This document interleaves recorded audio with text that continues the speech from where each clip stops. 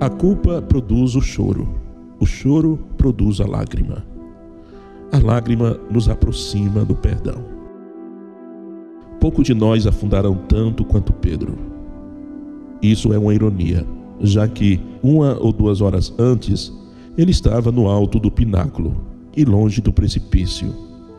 Simão Pedro, que tinha a espada, desembainhou-a e feriu os servos do sumo sacerdote, cortando-lhe a orelha direita.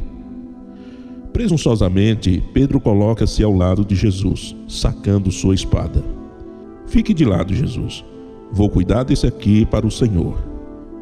Meu palpite é que Pedro esperava uma luta.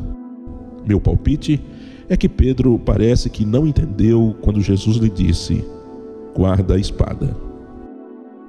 A próxima coisa de que Pedro se lembra é de Jesus e os soldados descendo o monte, e ele sozinho com sua decisão. Devia ficar grudado em Jesus. Afinal de contas, ele prometeu que jamais o abandonaria. A outra opção seria se esconder na escuridão. Ele não escolheu nenhum nem outro. Lucas conta-nos que Pedro seguiu Jesus e seus captores à distância, nem muito perto, nem muito longe.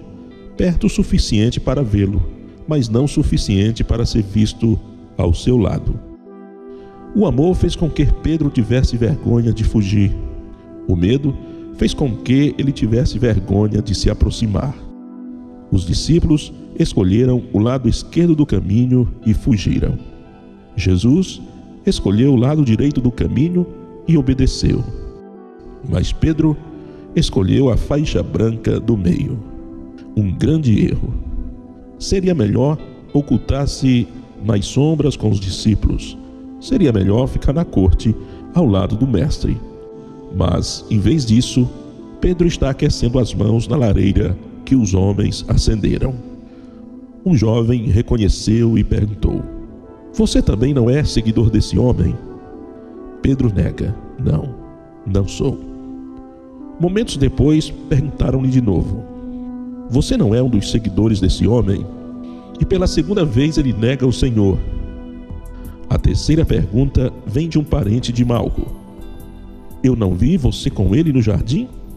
Dessa vez, Pedro nega severamente e diz que nem conhecia aquele homem. A cada negativa, Pedro aproxima mais do grande precipício, até que o chão cede e ele cai. Eu sei que um dia você também já caiu. Eu sei que um dia você já esteve lá também. Você já sentiu o chão da acusação ceder sob seus pés, a rocha esmigalhar-se, seus olhos arregalarem-se, e lá vai você, um grande tombo, uma grande queda. Foi assim com Pedro. Ele se sentiu o mais miserável de todos os homens. E agora, o que fazer? Poderia ficar no abismo como muitos ficam. Muitos vivem nas sombras. Muitos nunca voltam. Alguns menosprezam seus atos. Quando caímos, podemos menosprezar o fato. Podemos negá-lo. Podemos distorcê-lo. Ou podemos lidar com o problema. Lucas acrescenta uma frase inusitada ao seu relato da negação de Pedro. Quando o galo cantou, virando-se, o Senhor Jesus estava olhando para ele. O galo lembra a Pedro o aviso de Jesus. Os olhos de Pedro se levantam e percorre a corte. De repente, ele vê o meigo olhar de Jesus. Jesus está sendo assolado por acusações, mas ele não consegue ouvi-las. Ouve apenas a negação do amigo. A dor de Pedro foi em saber que Jesus estava ouvindo ele negando o seu nome. Se Pedro chegou a pensar que poderia manter a negação em segredo, agora sabe que não pôde. Não há criatura alguma encoberta diante dele.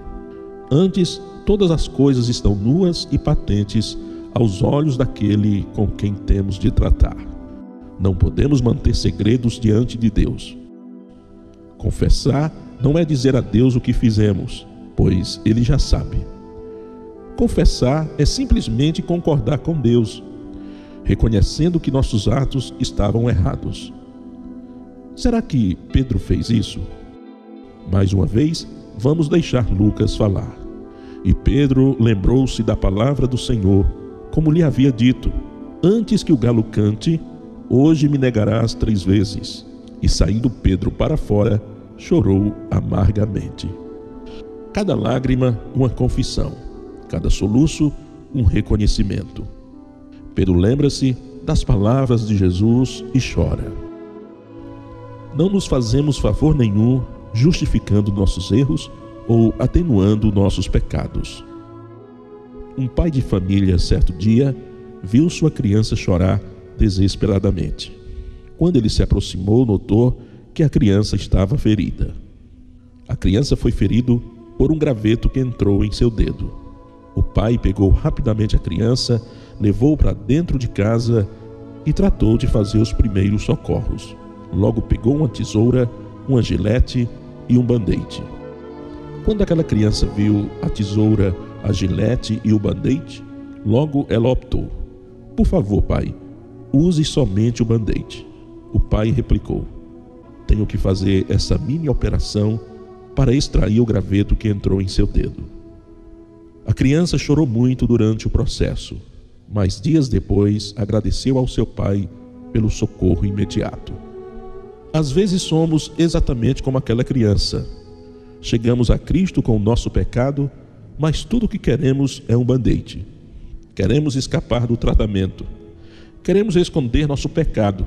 E ficamos perguntando se Deus, mesmo em sua grande misericórdia, irá curar o que escondemos. Se dissermos que não temos pecado, enganamo-nos a nós mesmos. Se confessarmos os nossos pecados, Ele é fiel e justo para nos perdoar os pecados e nos purificar de toda injustiça. Chegar para Deus não é como chegar para Papai Noel. Uma criança senta-se no colo de Noel e logo ele belisca a bochecha gordinha e pergunta: você é uma boa menina? E ela responde: sou. E quando dá um sorriso, logo pede para descer.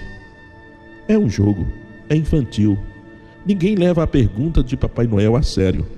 Isso talvez funcione nas lojas durante o Natal, mas não vai funcionar com Deus. Como Deus pode curar o que negamos? Como Deus pode tocar o que cobrimos? Como podemos ter comunhão enquanto guardamos segredos? Como Deus pode nos dar perdão se não admitimos que somos culpados? Culpa, uma palavra que sempre evitamos. Culpa, algo que tanto detestamos. Mas será que a culpa é tão ruim? Que implica a culpa, senão que sabemos distinguir o certo do errado, que queremos ser melhores do que somos. Isso é culpa, um arrependimento saudável por ter dito uma coisa para Deus e feito outra. A culpa é o terminal nervoso do coração. Ela nos puxa para trás quando chegamos muito perto do fogo. A tristeza, segundo Deus, opera o arrependimento para a salvação. O sentimento de culpa não é uma tragédia. Não ter sentimento de culpa, isso sim é uma grande tragédia. Quando Pedro viu Jesus olhando para ele do outro lado da corte, ficou tomado de culpa. Como seria se Pedro não tivesse dado importância aos seus sentimentos de culpa? Como seria se Pedro tivesse menosprezado, negado ou distorcido o seu pecado? Como seria se ele nunca saísse do precipício? Quantos sermões deixariam de ser pregados? Quantas vidas deixariam de ser tocadas? E quantas epístolas deixariam de ser escritas? Se Pedro não tivesse sentido culpa na corte, jamais teria proclamado a graça do Pentecoste. Se Pedro não tivesse deixado o precipício, nunca teria compartilhado Cristo. Isso nos faz pensar nas inúmeras histórias escondidas que estão andando no fundo do abismo. Quantas vidas estão sendo neutralizadas pela culpa? Quantos Pedros estão nas sombras, querendo sair de lá, mas sem saber como? Pedro mostra o caminho. Note bem, há 2 fogueiras na história de Pedro. A primeira é a fogueira da negação, mas a segunda é a fogueira da descoberta. O primeiro fogo foi ateado pelos homens, o segundo foi ateado por Cristo. No primeiro fogo, Pedro negou a Jesus. No segundo, Pedro o confessou. O que levou Pedro de uma fogueira a outra? Como ele trilhou do fogo da negação para o fogo da descoberta. Entre as duas fogueiras há dois acontecimentos: as lágrimas de Pedro e a cruz de Jesus. Ambos essenciais. Se Pedro tivesse derramado as lágrimas, mas não tivesse visto a cruz, poderia ficar apenas desesperado. Tivesse visto a cruz, mas não derramado lágrimas, poderia ficar apenas arrogante. Mas, vendo um e o outro, Pedro conheceu a redenção. Junte as lágrimas do pecador com a cruz do Salvador e o resultado é uma escolta alegre, que tira do abismo da culpa.